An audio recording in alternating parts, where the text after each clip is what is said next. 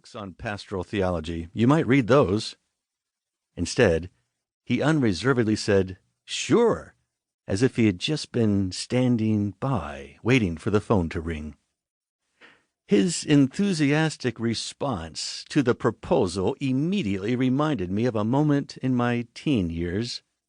It was a season of life when I was doing my own thing and he was doing his own thing, but we were doing precious little of it together.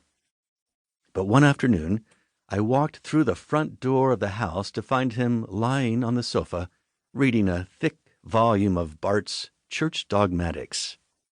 I sat down in a chair opposite him, and he immediately popped upright, slammed the book closed, and pushed it aside. He then leaned in, giving me his full attention for whatever I might have to say. He didn't even mark the page. It was as if he was killing time with a dead German theologian just waiting for me to show up. His response to me from the other end of the phone that day, 3 Northwest states away, felt much the same, as if he had just been frittering away his time, waiting for an invitation to enter my life, my world. And so began the intentional correspondence in which we reflected together on the pastoral vocation. Timothy letters, we called them, like Paul writing to the younger pastor, his true son in the faith, letters full of advice, encouragement, and mentoring with respect to the pastoral life. Over the course of his long life in ministry, it's impossible to refer to one without the other. Eugene preached a lot of sermons, delivered a lot of lectures, and wrote a lot of books. Lots and lots of words can be found in the wake of his life.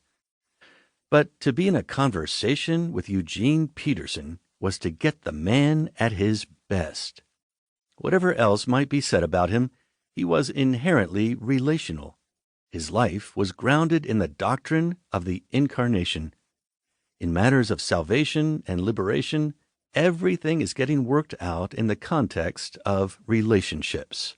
Life in the flesh, life together in community. To have a leisurely hour or two over a meal, to sit with him and to engage in an uninterrupted conversation, well, there's nothing quite like it. However, that not always being possible, a correspondence in letters was the next best thing. For most of my adult years, I never lived closer than a 4-hour drive from him, but the letters we exchanged became the continuation of our less frequent face-to-face conversations. Moreover, that we had to settle for letter writing because of distance resulted in a preservation of words that would have otherwise been lost.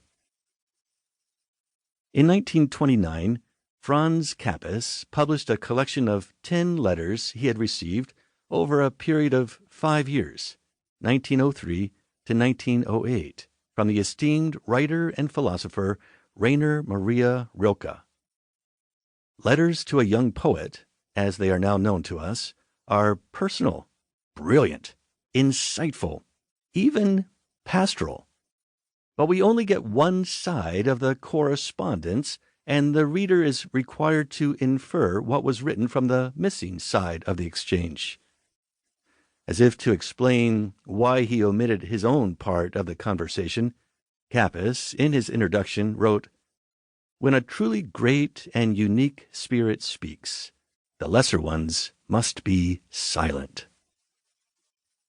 What follows, with only minor edits, are 37 letters from the greater side of a 10-year correspondence, which, I believe, may have some lasting wisdom for other younger or older pastors who need the steadying guidance from a sage. Eugene H. Peterson was my dad, but he was also the holiest man I have either known or known of. His life formed me to be the person and pastor I am more than I would even venture to guess. I hope that, in the moments that follow, you will allow the legacy of his enduring spirit to converse with you as well. Please refer to the included PDF for the timeline. The first